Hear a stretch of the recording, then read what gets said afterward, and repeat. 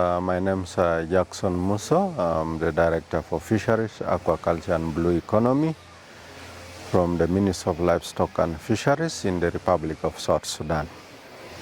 Grateful to IGAT to have organized this field visit or field experience sharing mission to the Republic of Uganda under the Ecofish project. It's a project funded by the AU to help the member states of IGAT who are beneficiaries to the Ecofish project exchange their experience as countries based on, we had co-management on fisheries resources, and foremost is also on the transboundary aspects of the fisheries resources. You know, the Ecofish project had supported the Barakobo-Shobat basin, which is a sub-basin that is shared between Ethiopia and South Sudan. So we had a lot of lessons learned from this sub-basin. And then today we had the privilege of getting exposure also to the Lake Victoria basin, which is upstream South Sudan. Of course, South Sudan is also a beneficiary to the Lake Victoria basin.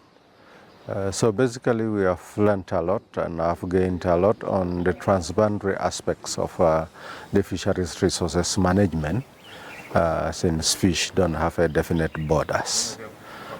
For most, is also the experience on how co-management of the fisheries resources cascades down or is brought up in between the communities, the government, or rather the resource users and the government, including the women on the gender and the youth aspects, how they all together, these true pillars, the women, youth, the fishers, who are the resource users, and the government, who is the resource legislator, can work together in managing of these natural resources, because we know fisheries is one of the natural resources. If not managed, it can be exploited to a level that it can get extinct. So we had good experience on how beach management units around Lake Victoria had been set up and how they operate, how they report from the county level up to the central government, whose duty is to make policy and regulations and foresee enforcement of these policies and regulations.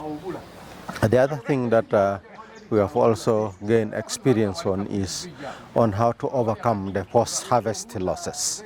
Post-harvest losses have surfaced clearly under the Ecofish project as one of the main challenges, and it continues still to remain so.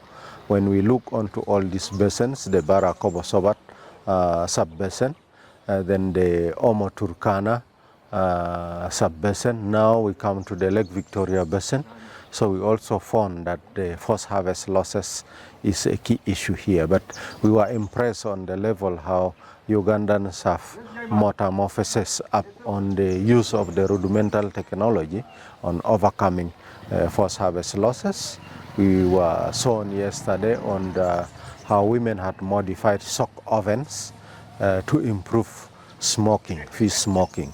So that is one approach towards post-harvest losses, on how we can make best use of our surplus product so that they remain in a safe or in a good mood for marketing.